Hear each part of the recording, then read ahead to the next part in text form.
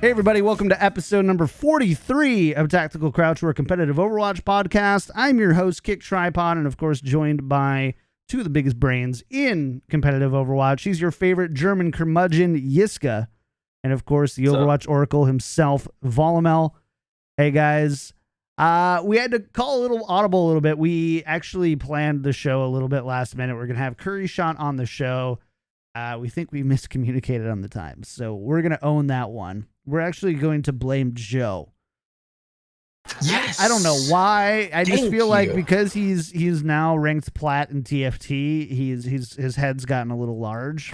Just keep knock me down. You know, don't let that gotta ego keep grow him too humble. much. Stay humble, bro. So we will get Curry Shot on in the future, though. I'm confident that we'll make that happen again. We were really looking forward to the show, and of course, I know he was too. He loves being on the show. We almost did a podcast together. I don't know if we talked about this last time he was on, but when I was actually ideating Tactical Crouch with you guys, Curry shot me a message. We had run into each other a few times in content creation circles. He really liked Overwatch League Daily and wanted to do a show. And ultimately, we were going to do it, and then we just stopped talking to each other. We just I think he got really busy. He started going, he went to 1 Point and then Mayhem Academy, and things got busy for him. Of course, I went to the Overwatch League of Podcasting, creating the show with you guys, so we ended up not doing it. But Curry's a really close friend, and we'll definitely have him on more because we know that we would love you all, or we'd love to have him on and talk about it. I know he's got some really strong opinions on 222, and I really want to get his opinions on that really hard. But that is not this show. That is not this show. This show is us. Your normal crew. We're starting at 7 a.m. because we're not going to re-record at 11 a.m. just to get the regulars. So sorry, guys. But yeah, so that's what we've got going on. Before we get started, though, the news this week has been brought to you by our Patron producers, Battlecrab Made and Peter Y. Despite some technical issues during the last stream, we actually had a blast playing Overwatch and Patron games for our Overwatch and Jackbox games for our Patron game night. We actually, I found this game mode called Tactical Crouch, and the idea of it was hilarious. The idea was you have Mei, Hanzo, and Widowmaker, and they only shoot on a sleep darts. So if you hit them, you sleep your enemy, but they don't die. They just lay there, and you have to go and crouch on their body multiple times in order to kill them. And I have never been so demeaned in my life, and then also have never laughed so hard at doing the exact same thing to other people. So it was a ton of fun. Joe, I think, was the team captain on the other team. I believe. What was our name? I can't remember. Yeeting it over, something like that. Yeeting it over. And V's viewpoints, I think. Yeah, something like that. So, yeah, it was a really fun time, and almost made the comeback. Almost did. Alas. It's true. It started out we're like Yiska up 3-0 the last game. So yeah, it was like 3 shots in a row. 4. Was it 4? Okay. 4. Well, So it was a ton of fun. We're gonna do another Patron game night real soon. And thanks to Yiska for staying up till 3 a.m. and then busting out the tactical drinks to stay up and handle it with us. So appreciate it. All right. So let's go ahead and talk about the news. Again, brought to you by our Tactical Crouch patrons, Battlecrab Made and Peter Y. They are our patron producers. If you like the show, want to support, head on over to patreon.com/Tactical Crouch. And we've got lots of great perks and things that you can do there. Just helps us pay for hosting and, Adobe Creative Suites and updating our vectors and logos and stream stuff. And, we're looking at, I think the next thing we're looking at is an audio upgrade. So, not on my side because I work for an audio company. So that's not happening, but so we're looking at doing that stuff. So every little bit helps. We really do appreciate it. Let's talk about the news. The first one is after I guess I would say about a week and a half, 2 weeks of leaks, we've finally been shown a glimpse of Overwatch's Hero 31, Sigma, through an origin story short posted on Twitter and YouTube yesterday. We don't know a whole lot officially, Joe, but what do we know unofficially? Absolutely nothing. Nothing unofficially. He looks pretty cool, though, I will say. He looks pretty interesting. He looks to be doing something with gravity, looks like. All the leaks up until this point have been very gravity focused. You know, this guy's been doing some crazy experimentation and I guess has broken his brain box, and now he's gone off the deep end, speaking backwards and stuff. So I love it. Yeah, he's gonna be weird. I think he's gonna be very strange. It was a dark short. Like, we've seen some dark, like, Widowmaker's like lore origin story about like losing her, like assassinating her husband, right? Like she like brainwashed and assassinates her husband and something like that, yeah. Can't feel anymore, blah blah blah. Like, yeah, that's dark, but like there's just like this craziness to the trailer. It was unnerving. Really cool. It was just like, this is weird. It doesn't flow nicely. It's very out of sync. Like, there's nothing comfortable about it. It didn't follow like a straight narrative. There wasn't like a linear time of him talking. It just kind of jump cutted and did some just really creepy and eerie stuff, which was really nice. Like you said, like Widowmaker's stuff is dark, but it wasn't really told in a very eloquent way, and I think this one was very, very nicely done. It was good. All right, Yiska, the crazy scientist here. Mm-hmm. Any thoughts? Any thoughts on? For you? I know it's Yiska. I'm just gonna call him Yiska from now on. It's like I said Sigma is like Yiska, just 3 or 4 bad life choices down the road. Certainly I made the bad life choices in comparison, but no, the thing is, like, it made me realize what my consumption of just general fantasy is like. Like, when people told me that this was dark, I was like, what the fuck?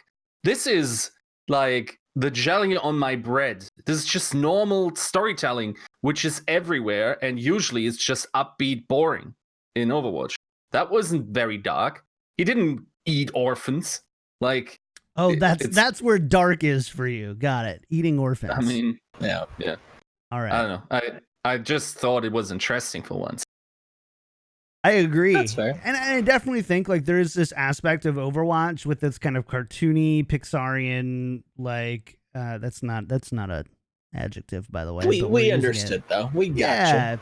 It's you know, it's kind of bubbly and cartoony and fun, and they've tried to give it kind of like this serious lore background, but even with Omnic Crisis and all that stuff, it always kind of feels we haven't seen a lot of that yet, I feel like, until we get like the Overwatch TV show on special on Netflix or whatever it's going to be. That's going to be amazing. Until we get that, it's always going to kind of feel, I think, less heavy. And this is the first time where it's like, whoa, that's like a far more serious, kind of scary turn of events.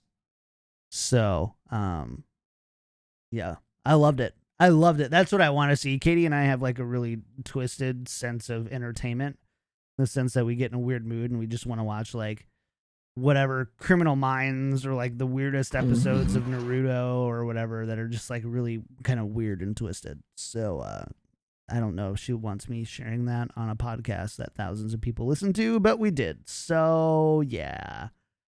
Anyways, we don't really have any other info other than like official info other than what we saw in the a trailer. That it was just an origin short, so it wasn't a full on, not one of the full on like Pixar style animated shorts. Instead, it's one of the like origin story ones. But really well done. Really excited to see. Overall, there's a few Overwatch League people that I've watched who have played him who are pretty optimistic about what he does. The role he plays, we believe he's a tank. It sounds like he might really kind of blur the lines between main tank and off tank, which is really interesting. But until we get more info, we're just not even going to speculate about that on a competitive Overwatch podcast. So yeah, Should the be one thing that I will say is that I found weird was I felt like the leaks were done pretty well overall, just so that people could piece it together. It was weird that people that these trailers in the past, the teasers, and also the tweets themselves sort of hinted towards the melody or something. Now, the music that plays in the background is a piece by Satye, I think his name is, and he called himself like phonometrist or something like that. And that's like a person that scientifically measures sound as to then use it for music, I assume. Now, I thought it wouldn't be as gravity based. Yes, gravity would be part of it, but it would be more sound based than it actually was, because it felt like the teasers put a special emphasis. Like one of the tweets was, "What is this melody?" Right? And also we constantly heard that melody in the background. So I thought he would be more sound based than he now appears to be.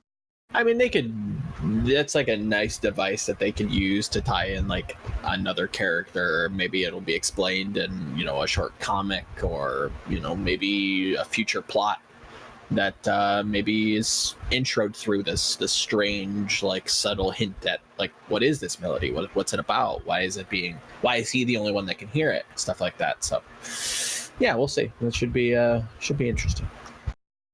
Yeah, very interesting. We're really excited about it. This is a competitive Overwatch podcast, but we wanted to talk about it because it will eventually affect it, and Definitely. rather than it be a surprise to everybody, that happened. So there you go. You've got it. Let's talk about some competitive Overwatch League news, though. Izayaki has been transferred to the Shanghai Dragons. So it was recently announced that Izayaki was transferred to the Shanghai Dragons. He was signed by the LA Valiant during Stage 3 of last season. The LA Valiant Season 2 has definitely been polarizing, to say the least, as far as where they are. Recently on the up and up, but still overall not looking great for just like season playoffs and all that stuff. So the big news here, though, is that Shanghai have added Izayaki, and I've got to ask you, is this a big deal, Yiska? Is this a big addition to the Shanghai Dragon roster? I think just about the only thing you bring him on for is Zen at this point, and then you got to teach him certainly. See, okay, I don't want to. I don't know. I haven't looked at him in particular, but that is like the one thing that a lot of people say about him. But when something like this seems to be so manifested as an opinion, like here's bad trans usage, and everyone says it in the comments, I almost want to go back and say, okay, let's actually look if that's been true for the last couple of matches that he played. Has it been an issue, or has it been worked on? But overall, yeah, I think it makes sense to put him on a completely Korean roster. Not completely, because theoretically there's still Dia, but yeah, to just have him on a roster like that, I think it does make sense. I will also say that I probably undervalued Luffy a little bit, but I also think he has been peaking in performance during the playoffs, and that's why we have such a high opinion of him now. I like how you're walking back your Chinese comments here as we near Stage 4 and see the Chinese team doing a bit better than we thought they would. Dude, the origin of the pay pig doesn't concern me whatsoever. I don't care. That's not a Chinese team. I mean, technically you're right. So, or is it the other way around? Or is it technically I'm not about, just so you know, I'm not going to start classifying teams based on the majority country of origin of their players rather than the names of their cities. The fact is every Chinese team that was, except for Spark, I think was rated pretty low. I believe you've got a Lord Bet on one of those Chinese teams. Again, Shanghai doesn't fit into that bag. They're not a Chinese team. They are from China, but none of those players have competed in. No, that's not true. DM has, right? Other than that, there's nothing Chinese about this anymore. Is there anything Chinese about? I think, if I remember correctly, which I'll look here after I make this comment, but I think Ding used to play for. What was the team? It was the team. WNV Korea, but they weren't allowed to play in Korea, so they only played in China. So he has some like really old Chinese. In 2017, yeah, like early 2017. Yeah. So like, I agree, like not a Chinese team, but like definitely still a Chinese franchise. Would that be fair to say then? Sure. It just doesn't do anything to the style they play. Yeah. There's no transfer. Guangzhou, right? They're all from largely. You have Eileen and Only Wish, who are Chinese, right? Now, I think this is is this the T1W team?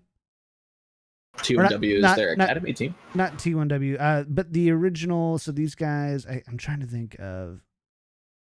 Sorry, my LGD. Is LGD the Korean team that played in China? No. That was Lucky Future. Lucky Future. LFZ. Thank you. Sorry, I couldn't remember which L acronym it was. But this is the same team. Guangzhou is the same team that is largely not Chinese at all. Why doesn't that apply to them? It does. I think it does. Yeah.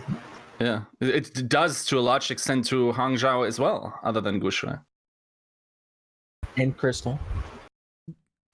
Which brings me back to my original point of classifying them by where they their team names. Still, they were rated. They were fine. We'll say this: there were 4 Korean teams that were rated very lowly, and they're from China. When we talked about them before the season, is that okay? Mm-hmm. I mean, yeah, simply because like the grouping is just like there has to be some functional differentiator. Like to say they're a Chinese team is unless we can prove that the money somehow is dried up or that stupider investors make the worst choices in management or whatever. Like then, but even coaching is all Korean as well. So let me argue it this way then. We know, well, I mean, I'm pretty familiar with how a lot of actual Chinese teams play after, covering yada, yada, yada. Sure. Would you then, would there be an argument for the basis of a style? Because I think that in particular, Guangzhou has a very Chinese style, even though they have Korean players. Would that be more acceptable?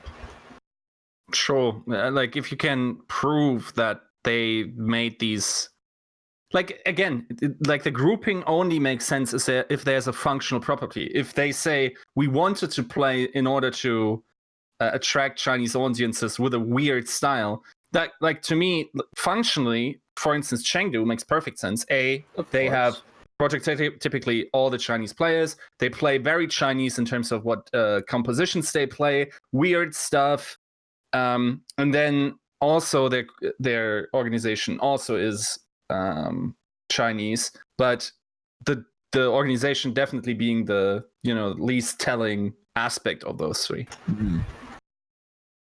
Something chat brings up, great point from Banter Life, mentions that one of the former, I want to say he was a DPS player, may have been support for Miraculous Youngster Creed, is actually an assistant coach for the Shanghai Dragons. Is that sway you in any way? They have a Chinese coach that may be influencing the strategy a little bit. Sure. Then Philly Fusion is now British. True. It's a British team. My favorite European is the team. Canadian play style of the Toronto or Vancouver Titans. Personally, it's really really strong. I love the Vancouver play style. Go Canada. Yeah.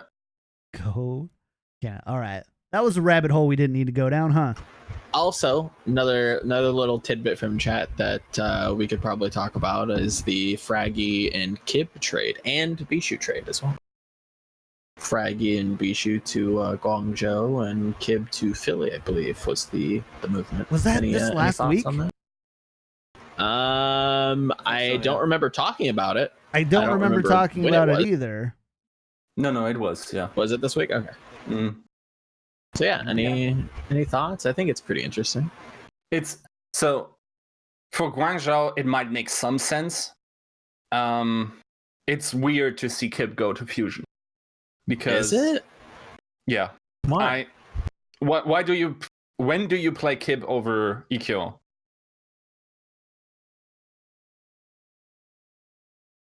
On break at best. Yeah, I think which hero we're not going to see in stage 4. Probably a whole lot of break. Yeah, that is a weird one. I think that is just something to apply some pressure to EQO so they have a backup or whatever. But other than that, I don't see Kip getting much playtime. I mean, he is pretty flexible. If there's some sort of weird, strange pick, also like he did play Hitscan, if I remember correctly, for Hurricane back in the day, if they needed it. So if there is like a double Hitscan meta, him and Carpe can see some playtime. Like I think he's a great glue piece for the team that if they need some sort of flexibility, they can sub him in and have tailored strategies around him, and it's not just the same rigmarole with this team, because like we mentioned previously, they don't look like they're necessarily enjoying their time together. So this might not even be a logical move. It could just be like, okay, we need the team to have some sort of revitalization, we need to inject some morale, maybe if we change things up, maybe things would get a little bit better. Any legs to stand on there? Sure. What about replacing? Like, what about not thinking about replacing EQO but Poco? It's possible on Hog. Definitely. I mean, if that's yeah, maybe if that's going to be the meta and he fits, then yeah. I mean, who knows? Like 222 is I don't know if we really. That's the weird thing. It's a little bit like going into stage 1, right? We don't really know what the meta is going to be. We've got our little birds chirping, but we also had our little birds chirping before stage 1 as well. I heard that Spark was supposed to be super sick, and look where they ended up stage 1. You know, so it's Defiant. Remember, Defiant were beating everybody. And then, here's here's the thing. I understand that Fusion is an organization that isn't as looking at every dollar as strongly as other organizations. They are definitely an org that will rather bring on players for the eventuality that something happens.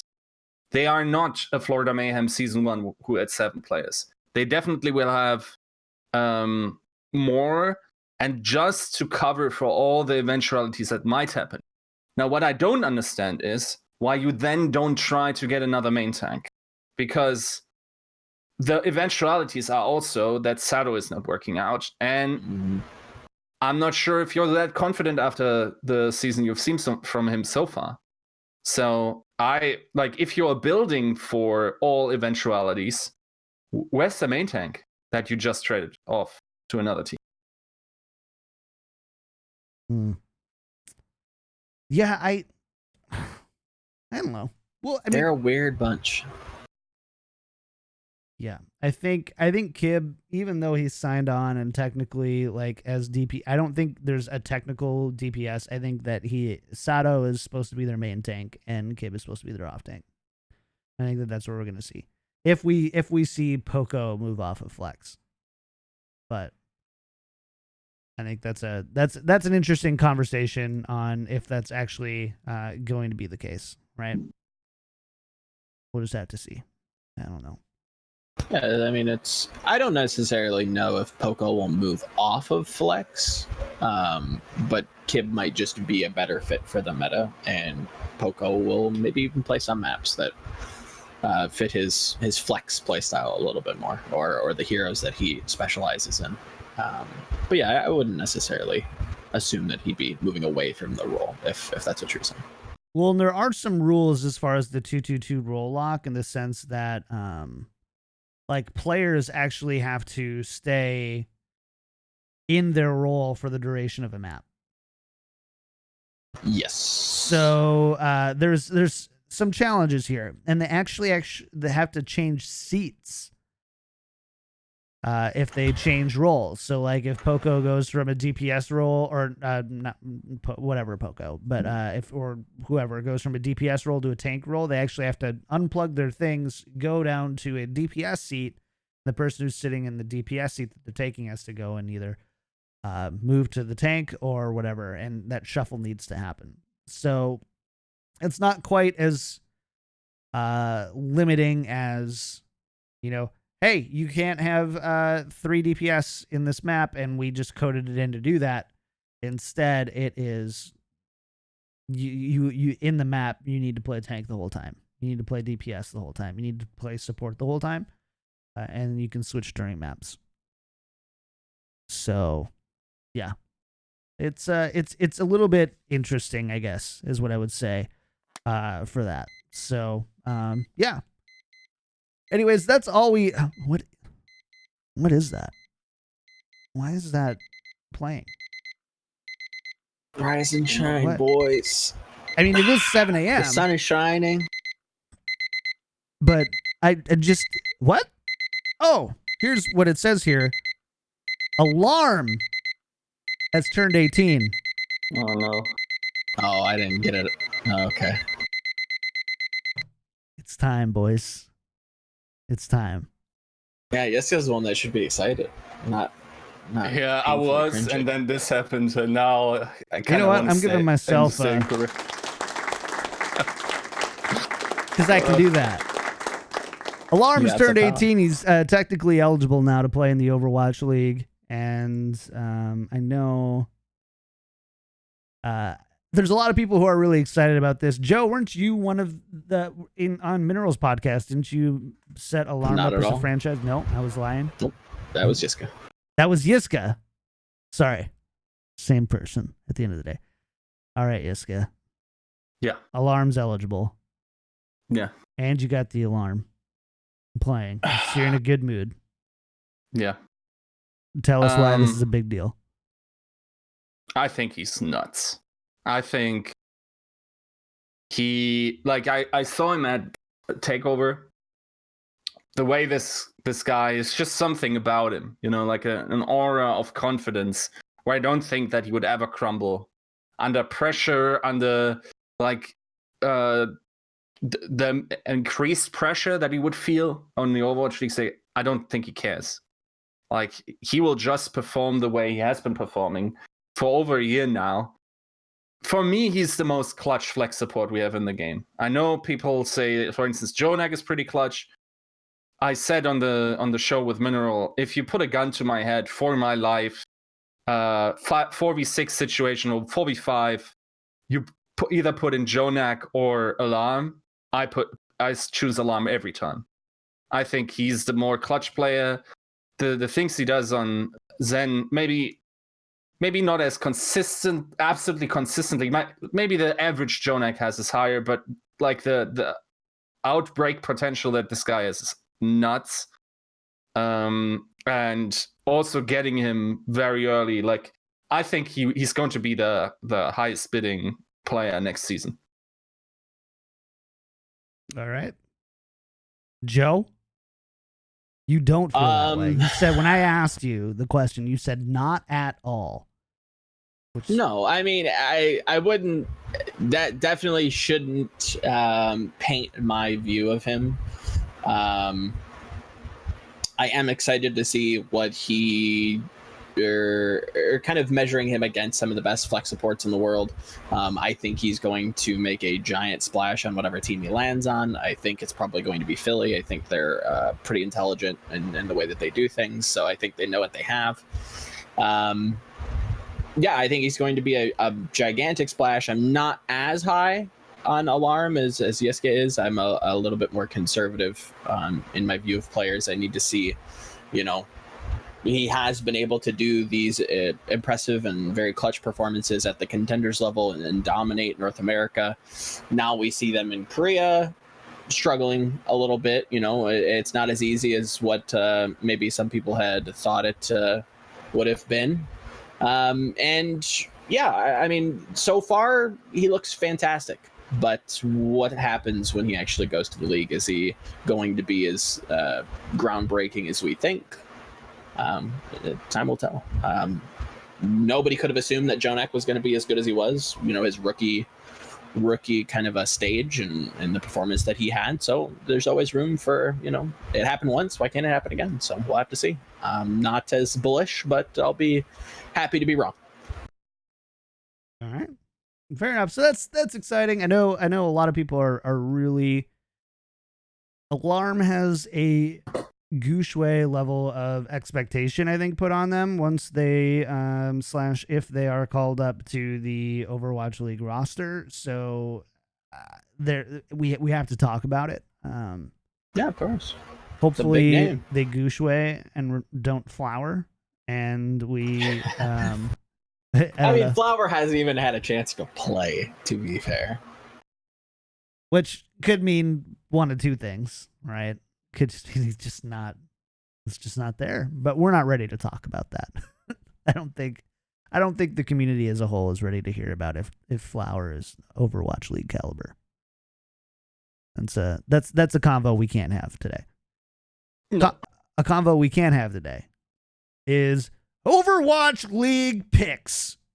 So the Overwatch League announced, kind of in a stealthy little blog post on the website, that starting in Stage 4, we will have an official pick'em style Overwatch League game that will be available on the Overwatch League website as well as the app. Tune in an hour before the broadcast starts. Twitch player loads automatically, but starting on July 25th, you'll see a league picks panel on the right side of the player on desktop and below the player on mobile. All you have to do is connect your battle.net. Once you're logged in, you can start making picks in the picks tab for each match. You'll have a series of questions for you to make predictions for. So it's not just who wins and who loses, but there could be other aspects as well. There'll be match or map specific based on the teams and the rosters. Submit your answers up to 2 minutes before the start of the match. Additional questions for upcoming scheduled matchups will be added an hour before the start of each subsequent match. An alert icon will appear at the top of the League Picks tab when new questions are available. For each question you get correctly, you get a single credit that will count towards your completion of challenges. So there's that. You can track your progress, all that stuff. And each challenge reward is 25 league tokens. So basically for each 25 or for every challenge you complete with the challenge credits that you get 25 league tokens. So complete 4 challenges and get a league skin. Speaking of league skins, did you happen to see like the league has their like skin in the game little like side event that like if you kind of wear one of the skins for one of the teams in ranked for like X amount of days, it will record it, and there was like a stats page. Did you happen to catch that? I think Yiska might have, but did you happen to see what that looked like? And who might have been leading just in terms of popularity of team skins at the moment? Oh, I know this one. No, I didn't. You didn't catch it? And then may have been John.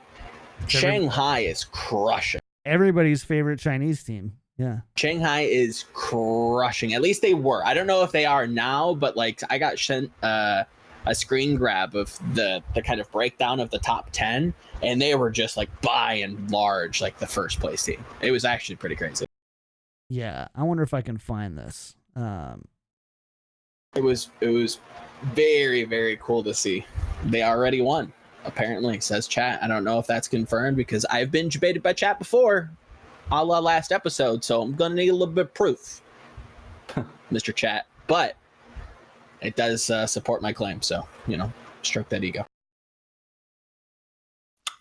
What interests me is what gathered the amount of fans. Is it that because they were the first I think it's Chinese just the team? narrative. I think it's just their franchise history from being such a dog garbage team in season 1 and being that underdog. Like we want to kind of almost see them win, so it kind of becomes fun to root for them and just be let down, and then for them to win a stage and look convincing doing it. I just posted it. Yeah, that's crazy. Yeah, it's not even close. San Francisco shocked. So it literally looks like 80% Shanghai Dragons. And then the other 20%, you have San Francisco in second, LA Valiant in third, Houston Outlaws in fourth, Philly Fusion in fifth, Atlanta Reign in sixth. And then the other bottom 4 don't even have like bars, I don't believe. The thing is, they're very small for the Fuel, Gladiator, Soul, and Titans. There's no other Chinese team. That is the crazy part to me, which makes me believe it isn't only about the Chinese audience. Yeah. Or it could be that they were the first and the big underdogs, and there's probably an aspect of that. There's definitely, I think, because weren't the Valiant announced before the Gladiators? Yeah, maybe. I think they were, and overall, I believe the LA Valiant they have a little bit larger fan base. I would love to see if these skins were bought this season or last season. That's the interesting part for me. Yeah, when they were purchased. Yeah, I don't think we got that info. No, but it is cool to see. Regardless, very, very nice to see that Shanghai's pulling their franchise history in a complete 180, and the fans are supporting it. That's I think a very good sign that people are paying attention, even in like a very general sense. That like bad team, we still like bad teams are fun to root for. Our boy Vowels is a Cleveland Browns fan. I don't know too much about football other than the Browns are not very good, right?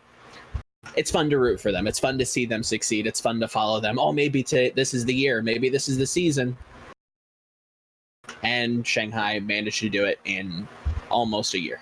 That's pretty wild, and they should be getting the fan recognition for it, and it looks like they are. So hats off to them. Fantastic. To be fair, see what happens when you do well, Florida. You get praise. I want to praise you. Help me. Help you. Do it's better. Actually crazy how, like, as a franchise history, it's just like Florida has by far the least wins of all the season 1 teams. Also, there's exactly one season 1 franchise that hasn't seen a stage playoff yet. Yep. It's the Florida Mayhem boys. Like, at no point were they even an not even close. No. It's sad. It's so sad. That's just like, come on. Give me something. You just made these overhaul changes. Wasn't really impressed by them at the beginning, but like I would, give me something. I was holding on to hope. Come on, Florida. Yeah. You're the last team. Houston got a little bit of a resurgence in stage 3.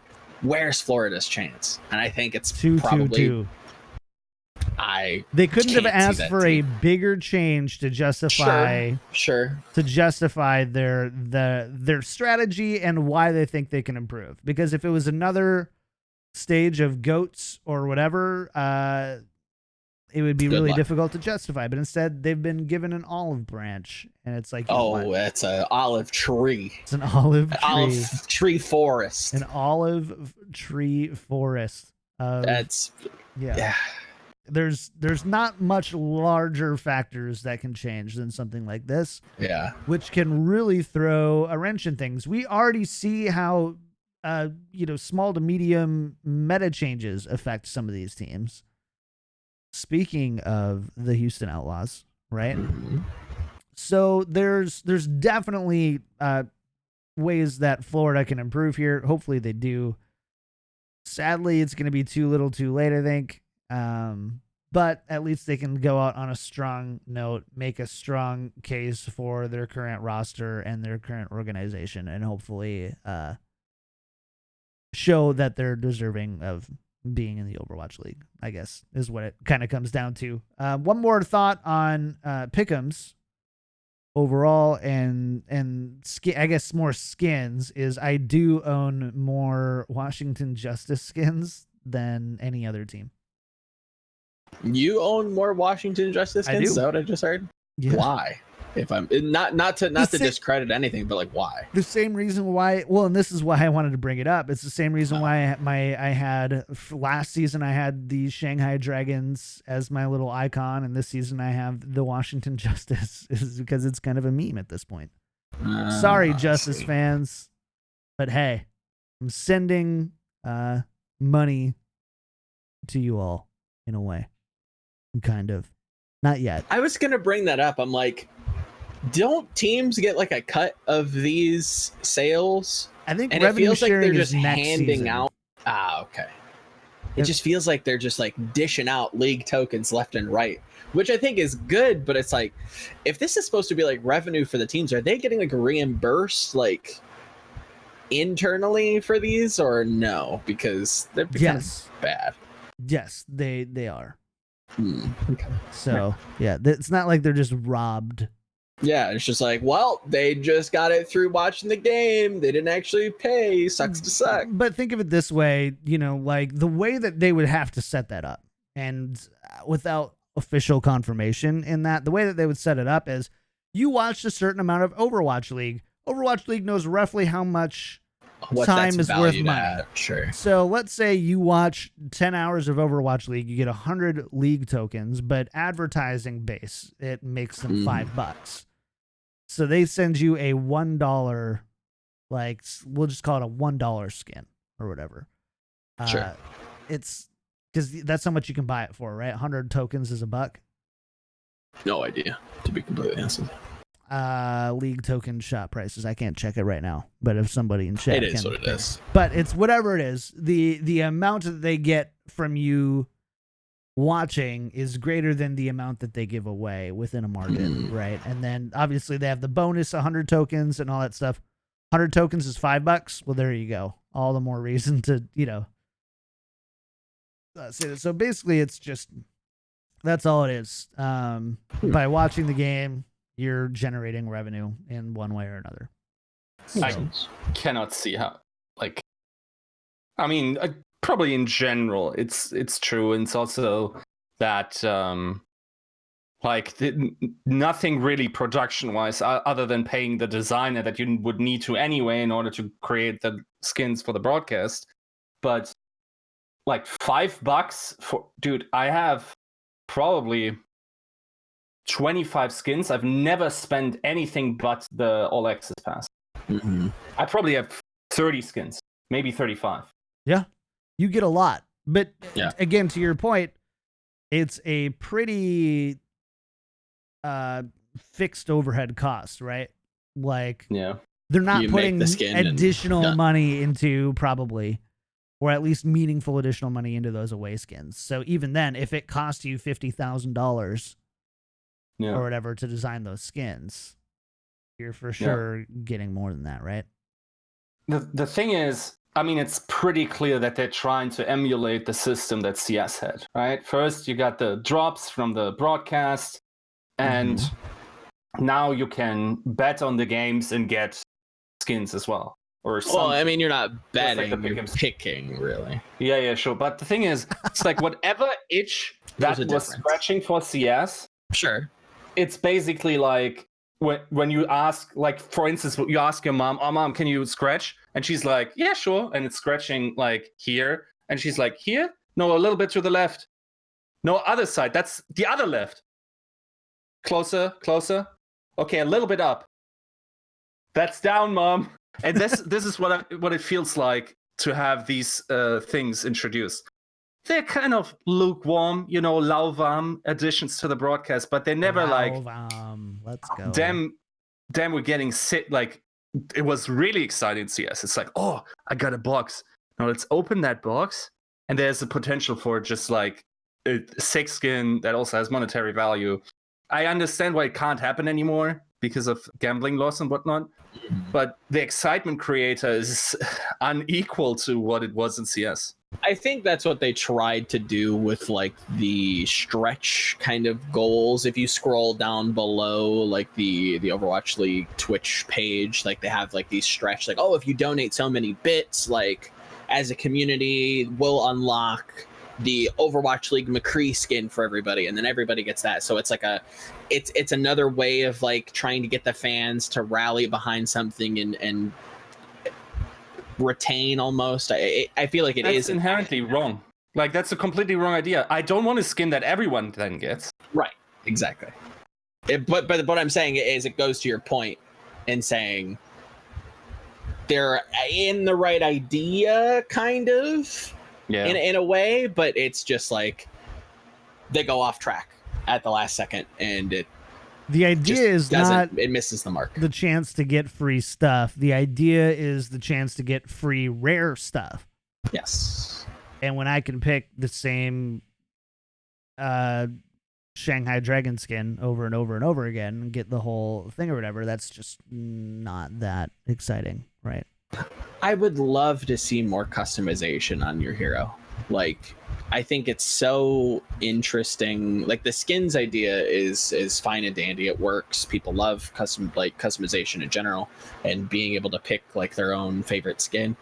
And it was something that was teased, like not teased, but like talked about early on in Overwatch's kind of development. Is like, why not have like weapon skins and just something a little bit more personal that differentiates your Genji from your friend's Genji, at least in terms of looks. I'd love to see that. I think they could do something with that and maybe even copy what CS did with the signatures. I think that'd be really cool too.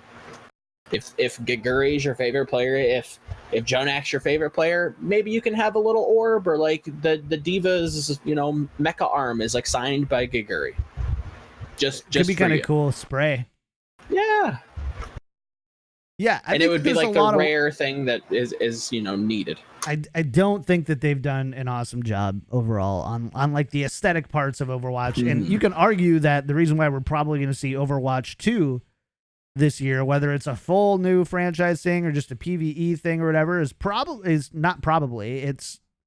all but confirmed that they're looking to kind of re-inject some value into the franchise that they're not getting from just your standard consumable loot boxes type rewards. And I've made the argument before of like, don't give me seasonal stuff. If you give me a daily shop, I think people will care a lot more. Make some of those a little bit more. Yeah, that's like the new hot thing as well. The limited time shop, only 2 things in there. You better get them now because you don't know when they're coming back. People are crazy over that stuff. And keep in mind, that's just a revenue generating point. I'm not saying that that's necessarily the most consumer fun and friendly, but sure. It is again, it scratches the itch you guys mentioned. It's rare, it's here, it's now. If you have it, very cool. If not, we don't know when it's coming back. So you better buy it now to show that, hey, you played in beta or you played in week 1. The Pirate Torbjorn skin hasn't been able to be bought since 7 months ago. You better buy it now before you don't get it again. And I think that's just like really that goes across multiple titles. Like, I remember when I played like World of Warcraft, like getting specific mounts from certain events was really cool because they weren't coming back, or the mount would be removed from the game. So it's like, wow, that's really cool. You got to have this like little artifact, this little achievement that you got to show off, and it was. Katie got Ashes of Alar on her 4th try. I've been grinding it for 6 years every week, at least on one character. Yeah, people want rare stuff, even if it's just like stupid icons. Like, I'm constantly impressed by how well sprays and icons and these little tiny cosmetics do. So there's definitely a room for it. It's just needs to be. Are you buying a bunch of little legends in TFT? God, no. I am not the target for cosmetics. At a point, maybe I will, but I'm not buying a lot. Maybe I'll just get one and it'll be my little legend, and I'll be very content with that. All right. Fair enough. I'm not a customizable consumer. Like, I'm very cool with just my river sprite. I could not care less. Fair enough. Yeah, I don't want to open too much of another can, but like, it feels weird how resistant Blizzard seems to be to put the name of a player anywhere near their game. Like, okay, now you design a skin for Jonak, but nowhere is the name mentioned. Like, it somehow has to fit. Like, it's like in CS you have, okay, this gun was played by this player on this map during this and this competition. Mm-hmm. Like, they are part of the game now. Show their symbolism, and we now recognize symbols for Jonak in that skin. But like, just mention the guy, dude. Like, just personalize that. Just I would even go further. Like, I know you mentioned the trading card game where players influence the story of the eventual Legend of the Five Rings. How dope would that be if, like, Jonak was going to be some side character in the Overwatch story now? Yeah, him and Zenyatta are, training in Nepal, and he's just like another Omnic there. Yeah, that'd be cool. I think it'd be a dope little story to be able to tell. Yeah, even if it's like an alternative little universe or whatever, there's lots of cool ways that they could definitely make that happen, right? Mm-hmm. PUBG does the same thing, and I know other games too, where it's like, Shroud has his own skins and wraps on weapons. I keep seeing the Twitch commercial for it. I know, right? Yeah, that's cool, buddy. Hey, yeah, it's dope. Like, oh wow, it matches well. Yeah. Anyways, that's enough skin talk. Let's talk about 222. Yeah. 222 is coming up this week. We have a ton of really great games. I honestly I struggled picking all the interesting games this week. But before we talk about those interesting games, we need to talk about 222 because the impact is we think is going to be pretty big overall on especially some of the teams have a lot to gain and a lot to lose by this switch. So Yiska, give us the highlights here of what we need to know about 222. So, from what I understand, and I'll definitely have content on this out sometime probably on Thursday. 222, currently nobody has there's no rigid idea what we're playing in scrims. Like, teams are going wildly different ways. For some maps, they even go in dive again. Like, we're seeing a lot of Mei. We're seeing definitely a lot of Orisa Hog. Stuff like that happens, then other teams take it completely different. I think we just need to have the final measurement. Expect the first 2 weeks to be wild in terms of this until someone figures out what the actual meta is. Or, the actual meta is decided by the team that wins the most. It doesn't mean that this is actually the best meta composition, but as it is a social construct meta, it therefore will happen that the team that wins the most in the first couple of weeks will just decide it, because we also don't have contenders to look at this time around. Once again, it's all on Overwatch League. So yeah, I think that's I think you've got some ideas. Clockwork Vendetta, obviously Clockwork Vendetta stands out. I think Shanghai has come out with a very adaptable style that they've showcased in the end of stage 3 that they could easily just kind of tweak slightly and move into stage 4 and do extremely well with. I hope it's as colorful as people expect it to be. I have a feeling it's not going to be, especially with how quickly people need those safety nets to fall into, that default, composition or execution that they just don't have right now. So once they see somebody finding some success with like a specific composition, I feel like most people are going to gravitate towards that. We're going to run that for a good 6-7 months, and then we're going to start to see people deviate away and say, well, dang, we're not maybe so great at this whole bunker thing. Using it as an example, I have no idea if bunker is going to be, the thing to do. But in the case that it is, you're going to see people move away from it just like they did with GOATs. Yeah, I think 2-2 in general is just very healthy for the game.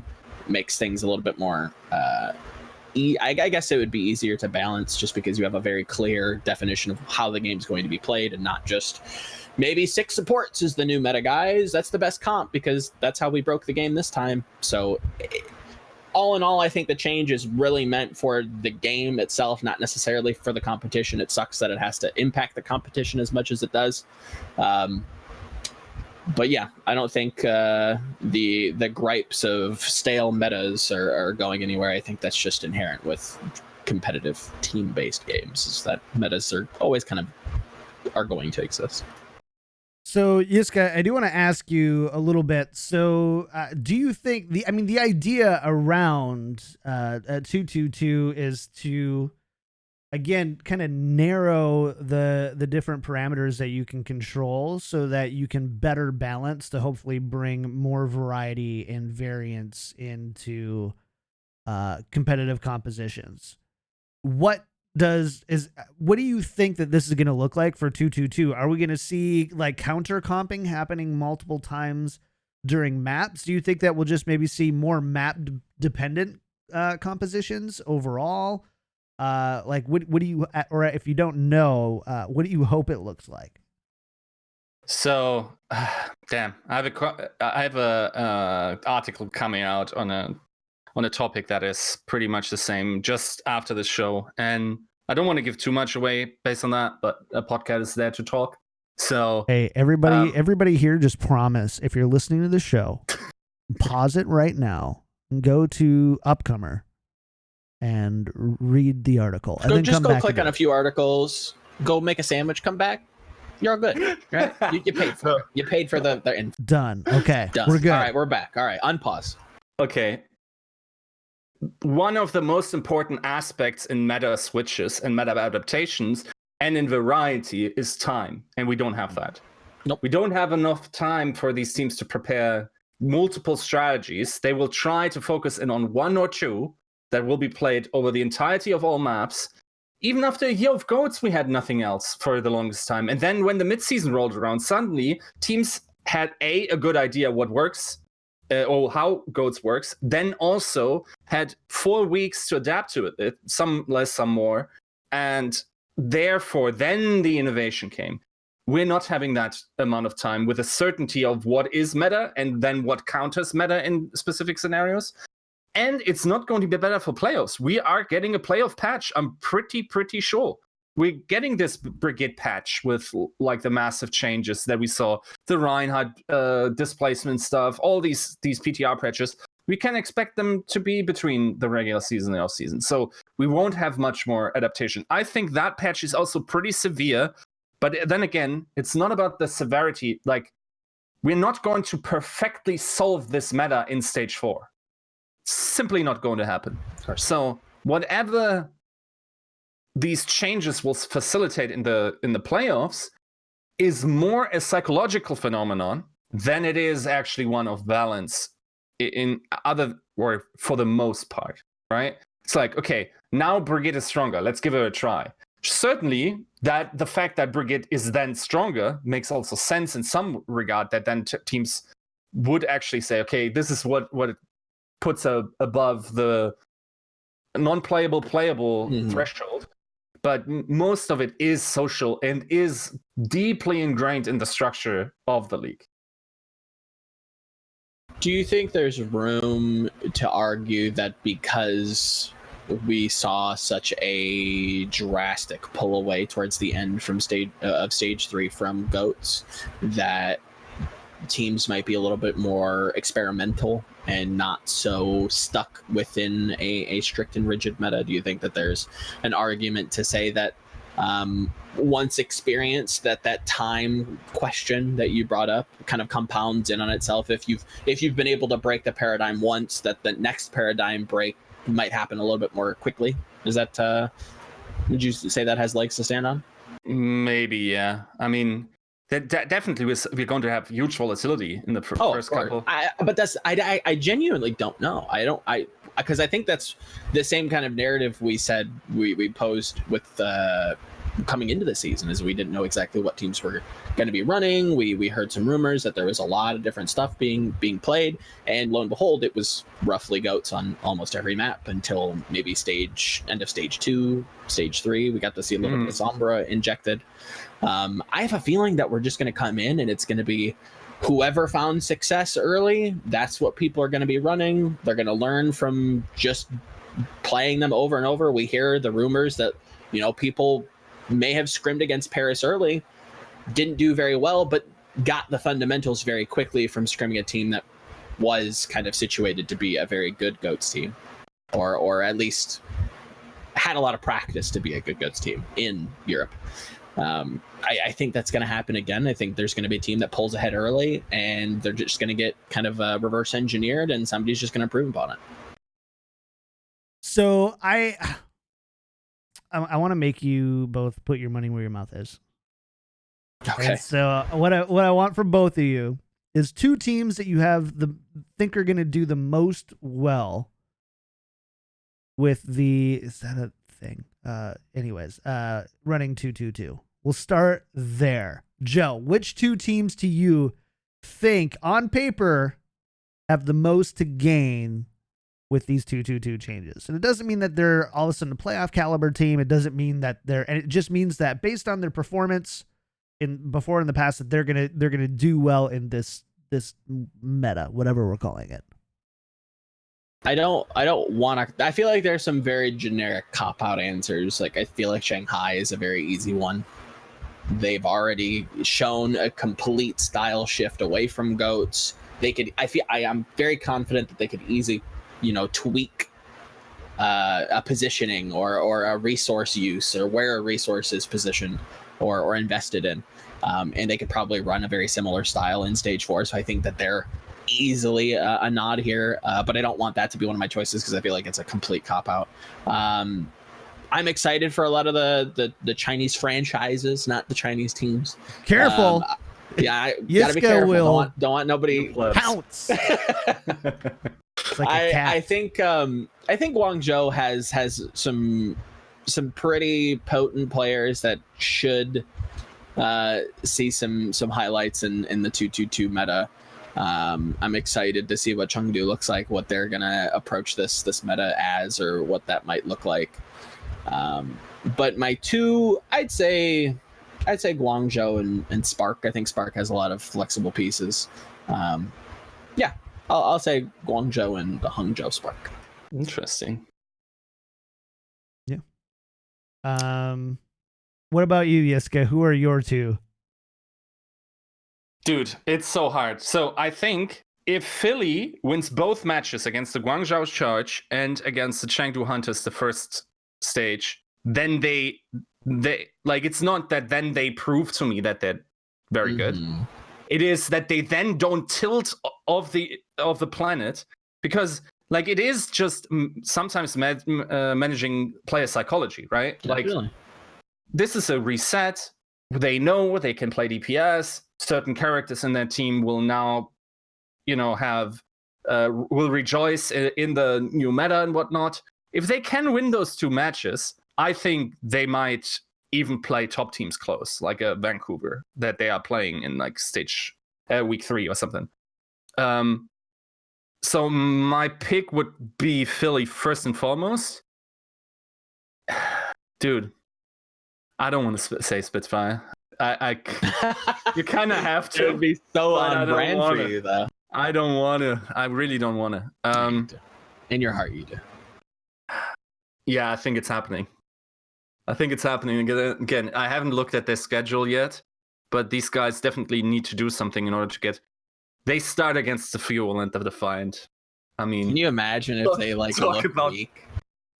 And then they play the Charge and the Mayhem after. Okay, and then they play the Titans. But week 1, week 2 is like, okay, you have double weeks. But come on, man, you got to start somewhere, and that is basically somewhere. So, yeah, I'm saying London and Philly. London and Philly. All right, both of those teams. So let's just take a look at it. So London currently right now at 7th, Philly in 9th. That's though basically you're saying that they're gonna have no problem qualifying for playoffs, at least through the play-ins. Play-ins, yes.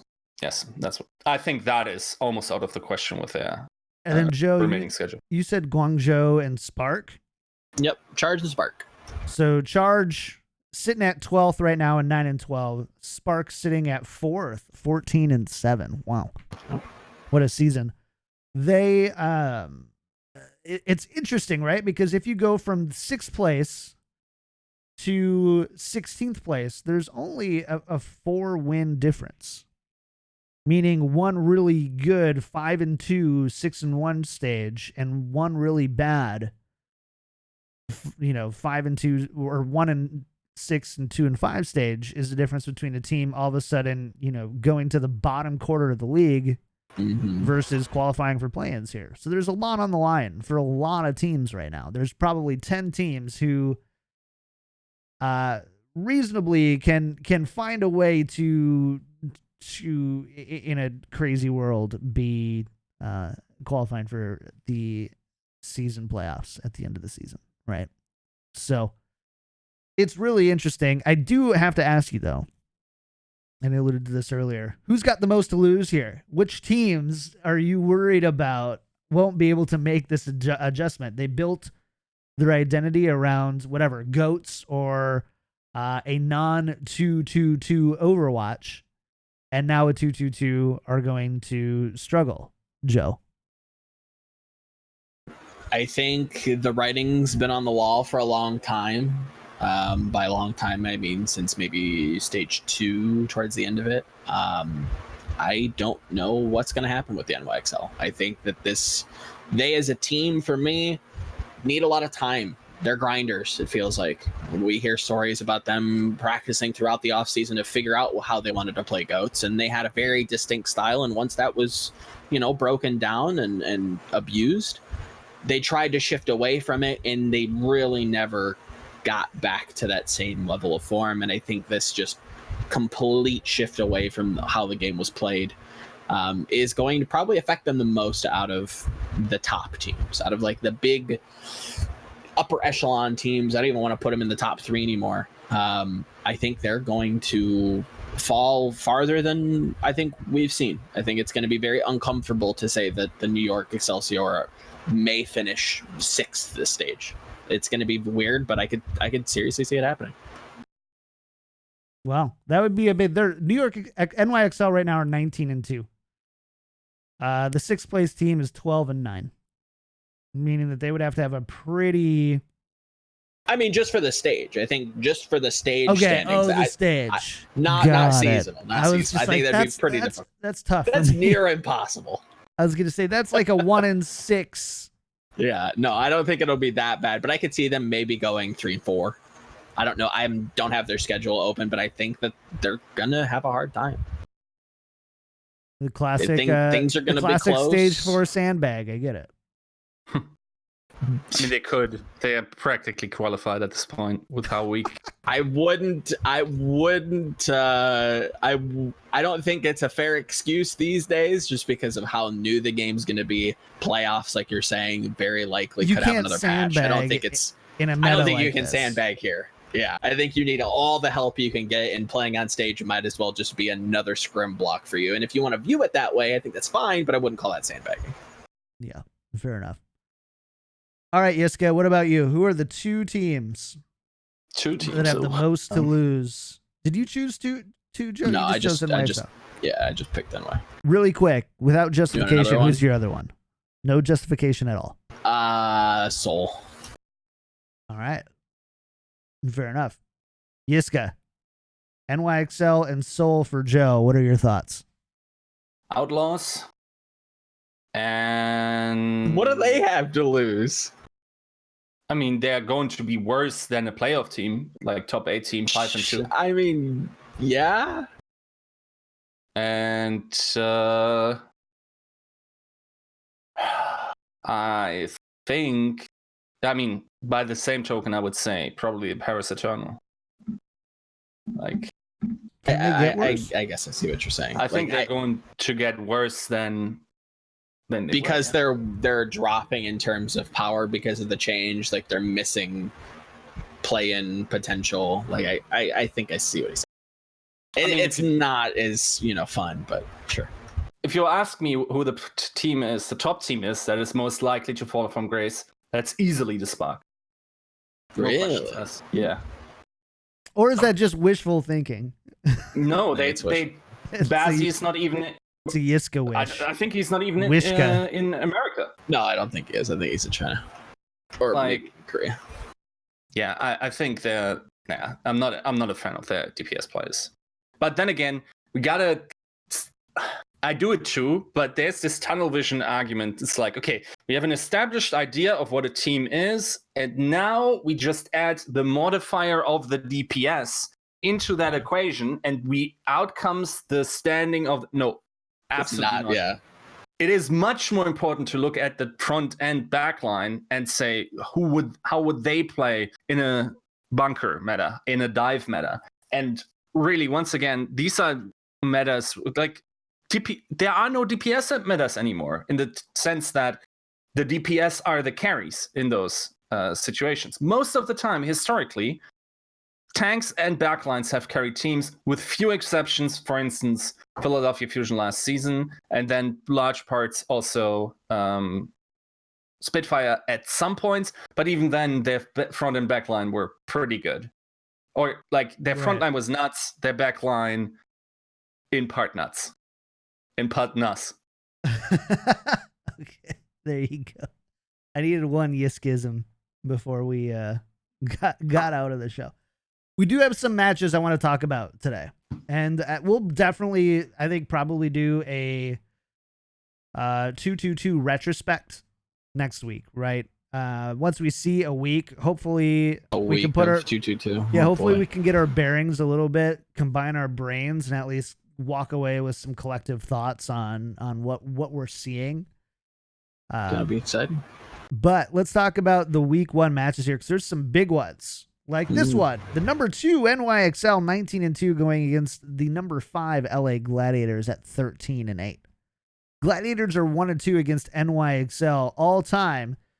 They beat them in stage 3 of last year. Is the last time the Gladiators beat NYXL.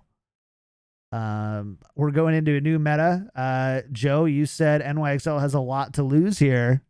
Does it start by losing to the LA Gladiators? Historically, LA, in terms of the Gladiators, the purple LA team, have always had a very distinct style. They have a lot of set plays. Everybody, recalls their King's Row strat that tilts me to no end. They early on, I remember watching a game versus Seoul. They were kind of early adopters with Surefour and Sombra, if I remember correctly. I do think they're going to come out swinging, and I think I have them beating NYXL here. I'm going to say like 3-1 Gladiators over NYXL. Maybe even 2-1. Maybe there's a tie in there somewhere. All right. Interesting. And how big of a factor do you think 2-2-2 is into that result? Oh, insane. I think it's what's going to put NYXL in like a slight spiral. Like, I do not think that they're ready for this. I think that if I view the team and if I have a good read on how they function as a unit, they need time to really grind out the ins and outs of the composition that they're playing. And because there might not be a set composition, they're going to have to figure out what they want to do. And it is a gamble on whether or not it's going to work. And we're already starting to see them fall off. I think that's going to continue. And I think Gladiators are, they bounce around in the upper echelon, but I feel like they have some sort of cushion with this table flip of a meta change. I think that they have the flexibility, not to say that NYXL doesn't, but we haven't seen those players play in so long that there is a little bit of ring rust concern there for me. It's a lot of little things that I think stack up against NYXL, and LA has, room to prove themselves, and I think they're going to win. And the Gladiators have kind of shown us, right, that they can kind of survive and adapt and do well in just about any meta. Doesn't mean that they're going to be the best. I don't know if they've got the ability to just be flat out number 1 team in the world in X meta. But we also get to see Decay. Who knows? True. If the numbers I are didn't even think true, about you that. paid Totally a lot of forgot money about for that. him. Yeah. Now you get to see him actually play some DPS heroes.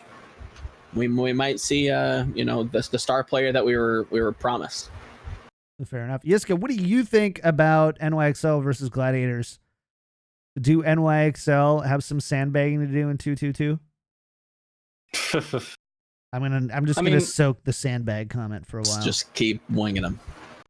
I mean, there are other teams that might just as well sandbag at some point. Like Vancouver Titans, like yes, they're in the stronger division. I'm surprised they haven't yet. Yeah, like they might. They feel like a team that would. Yeah, like your perfect season's over anyway, so might as well. It's very hard to lose first place. Do some experimentation, throw people around, put in Hureg. I don't know. Okay, so that wasn't what I asked though. Is NYXL going to drop off? So who wins between NYXL and LA Gladiators? Oh, I think NYXL. I'm like, had to respond to a chat message, and I'm like, I'm not following this. Did I miss something? So okay, so you think NYXL beat the Gladiators? Yes, I don't share the same pessimism towards them that Joe has. Any reason why? I think NYXL. For one, you can feasibly now likely play Sebiobi again on a role he isn't absolutely poo at. Sure. Also, I think Nene coming in is just like he should be one of the best DPS players in the league. Mano, like the front line doesn't look terrible. We know Mako can play Hog, for instance. And the backline, of course, is also not in a terrible situation. They have the flexibility on the flex support, like Jonah can play both. Can play Ana, for sure. Great Ana. Also, like, yeah, okay, they might like that's probably the one game that will drop other than to Vancouver. I think it's week 5. Yeah. I mean, if they drop off, then it will not be noticeable. It is possible that they lose. Like, I would say 60-40 NYXL. Yeah. I wouldn't be super confident on LA either. I think it'd be like a 65-35, 60-40 kind of bet as well. Just flipped. Cool. Fair. Well, let's go on to match number 2. Dallas Fuel currently seeded 10th. They're 10-11 on the season versus the number 7 London Spitfire 12-9. Dallas 1-2 against London, but they haven't played this season. It's a kind of do or die time for London here, Yiska. They've there's a lot, but yeah, for both for sure. There's a lot of variance, and there's a lot of variables that are going on. We've got literally 10 teams right now between 6 and 16 that all don't have unrealistic play-in options. If they have there's probably a pretty good chance that 6 through 10, one of those teams has a bad stage, and there's probably a good chance 10 through 16, one of those teams have an excellent stage. So there's a lot of opportunity here. Both are kind of, I would say, Dallas a little bit more than London, obviously have a lot more to lose as far as qualifying for those play-ins. London has a cushion, but we haven't heard you really I mean, so we've talked about London already, right? So is this where they start kind of looking great right here? Yeah. Dallas Field, put them in their place? I don't know, but it will be a convincing 3-1 or 4-1. One of them. I mean, that looked pretty great to me. What against Dallas? Do you not think Dallas is going to benefit from a 2-2-2 meta? No. Not at all. Why not? The only reason I didn't mention them is because they already had a terrible stage 3, right?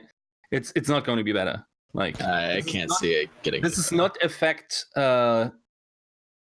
Envy anymore. The only X factor is Taimu. Like, if there's a Widow meta coming and he can pop off, But then again, he still won't be the best widow in the world, but he will maybe win you a match that way. But yeah, there's I nobody think, on this roster that like excites me to see them in 2-2-2. No. All right. Joe, what about you? Who's coming out on top in this one? I say that, but I really have no clue who is going to win this match. This is London in and approaching a new metagame, which historically they have been absolutely abysmal at, and a Dallas Fuel squad that is not looking great. Let's face it. There's nothing that inspires hope for me coming into 2-2-2. Again, it's so hard to actually kind of picture what a meta might look like. Does Note have a hog? If Orisa hog is going to be super influential, if not, do they have somebody sub in that's a specialist? If you do that, that limits your kind of flexibility in terms of your compositions on said map.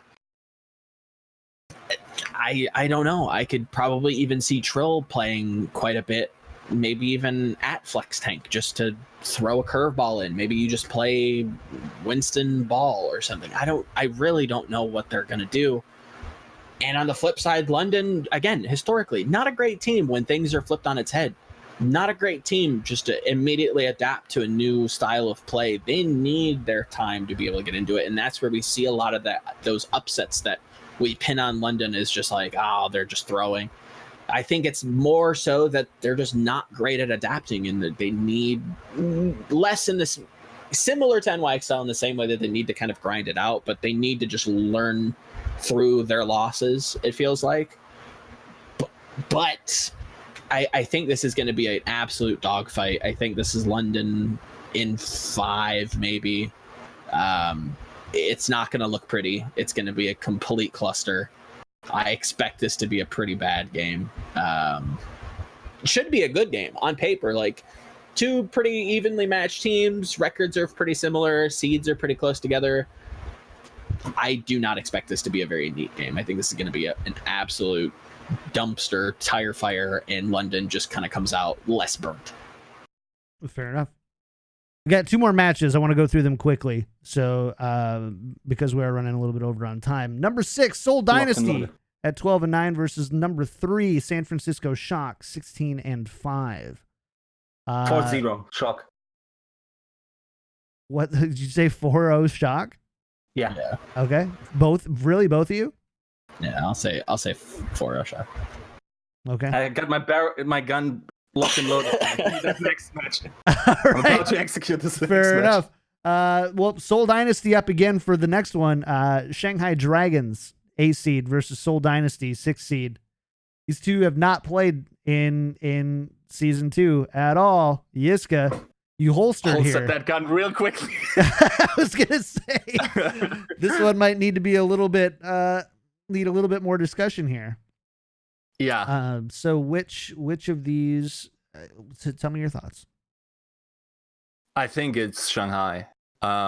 Based on the trajectory you've seen from them, I think they might carry some of that knowledge over into the next stage. I certainly expect Farah to be played on some maps. I don't see it necessarily being I don't think we will see a huge power shift. I don't think Shanghai will be the best team in the Overwatch League in Stage 4, but I still think they should look better than Seoul. Fair enough. What about you, Joe? Yeah, very similar points. That experience from the end of Stage 3, again, mentioned it quite a few times now that I think it's going to roll over.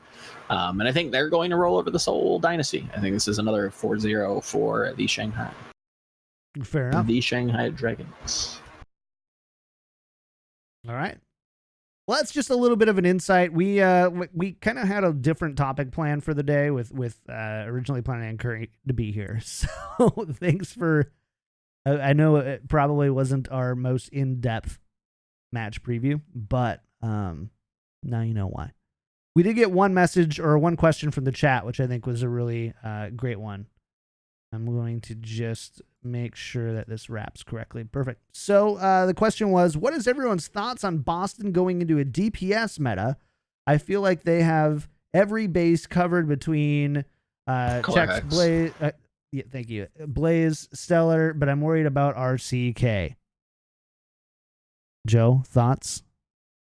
I don't think we should be all that concerned with RCK. I think he has experience playing DPS. I think he started as a DPS player. I'm pretty confident that he has a Roadhog. So if the meta becomes a Diva Hog player, I think he still would be able to fill that. And if not, I'm pretty sure any of the DPS could fill that role as a specialist. The worry then is that you're either limiting your compositional choices in the game if you decide to move your DPS to the flex tank role or flex tank like on position on stage.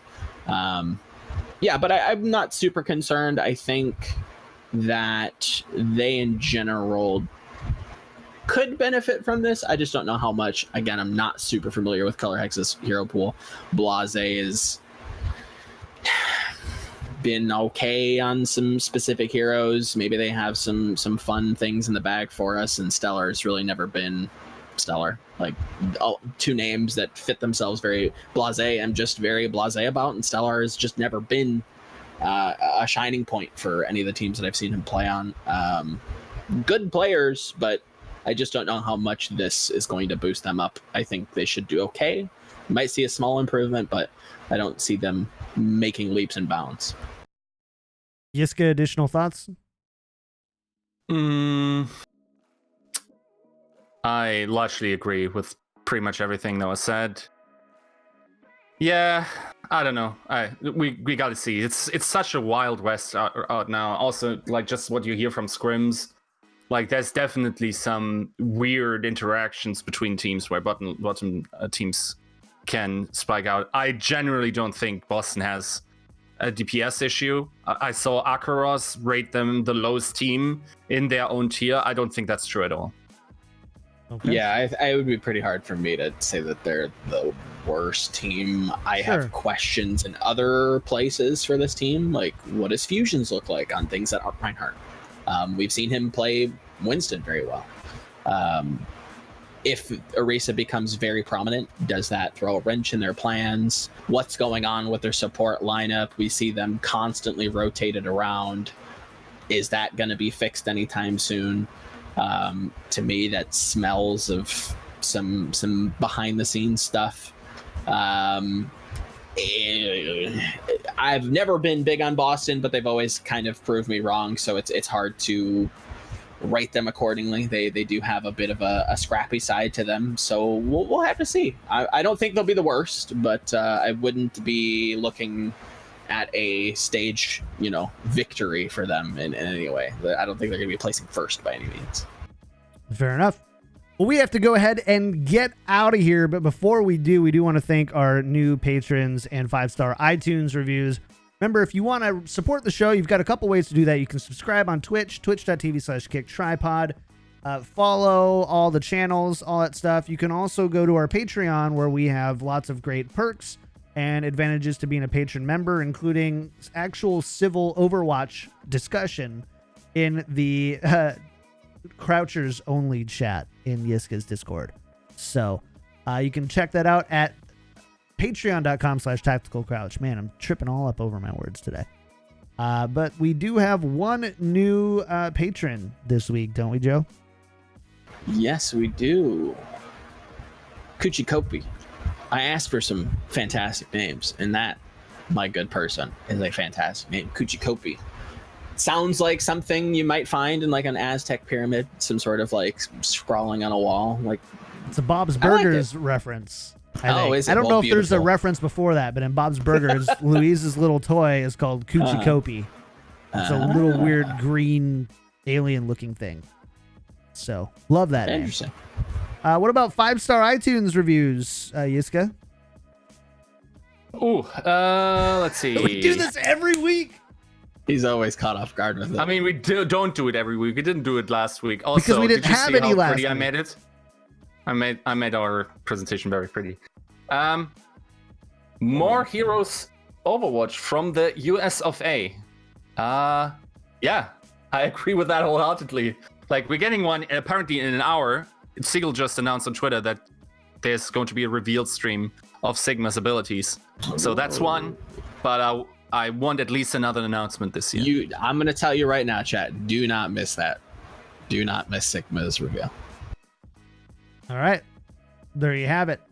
All right, we're going to go ahead and get out of here. Make sure to follow the show at tactical_crouch on Twitter, patreon.com/tacticalcrouch, youtube.com/kicktripod, twitch.tv/kicktripod. You can follow myself on twitter.com/kicktripod. Oh, yeah, and join Yiska's Discord, discord.me/Yiska out. Do all that. But other than that, Yiska, shout outs for the week. Where can people find you? All that good stuff. I mean, I did one thinking it over last week, I think, but I'm definitely back on upcomer regular stuff. Can check on my Twitter. I also curate the social feed there. It's probably in the best of cases, it's a more high quality feed of social media submissions than Reddit. At worst, you're just witness to victim to my tastes for the social media. I try to stay pretty diverse, but yeah. Fair enough. That's what you get. Great. What about you, Joe? Just kind of chipping away at some things. Hopefully we'll have an interview with the aforementioned Fusions from the Boston Uprising up shortly. Little feature on him and, his ups and downs throughout his career, fairly short career, but I mean, it's Overwatch, so who has long careers yet? Just kind of working on some projects, getting back in the swing of things. But yeah, just keep on the lookout. And I'll see you when I see you. Sweet. As for me, we already talked about this stuff. So thank you guys for tuning in to episode 43. We'll see you guys next time on Tactical Crouch.